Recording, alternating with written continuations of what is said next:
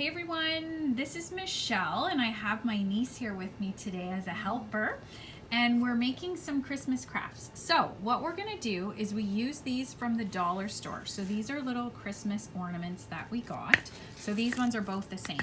And what we've done is we're gonna use the back of these to put our design on it. So we're gonna paint both sides of these and we're gonna paint them white. And then we also have another one here that was a longer one that had some other stuff on the back of it, so we've just removed it and we're going to get started. So we'll show you what we've got. These ones are really cute. Okay, so we've painted, sorry there's a shadow there, so we've painted the back sides of these, and so we're gonna let them dry. This is chalk paint that we're using. We're using linen white, and it's by Rust-Oleum, I think is what it is. Yes, Rust-Oleum. So we're using that. And so we've painted the back sides. We'll let it dry. I think it's about 30 minutes that we have to let this dry. Okay, so we're on to the next step. So what we did was we used a stencil. So we just cut out a stencil and then we've laid it on top of here. So I've already painted this and it's dry, but I wanted to show you what to do.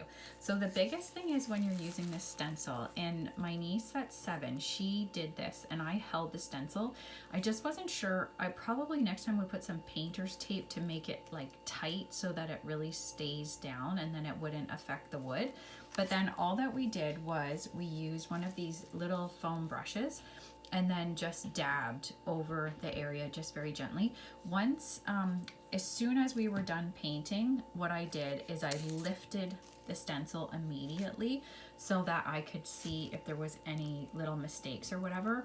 Just make sure that when you're in here painting that you don't have like globs, so just go over it carefully.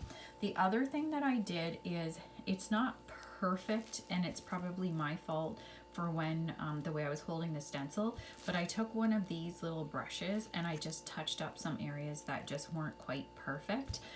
The smaller one is definitely harder to do for the decoration than the larger one, because with the larger one it's just a bigger area, so it was much easier. So again, and these are just those little tags from the dollar store. So once this one dried, again, I lifted it up immediately as soon as we were done, and I didn't touch that one up at all, whereas with the little one, I did have to touch that one up, but I think that they look pretty cute.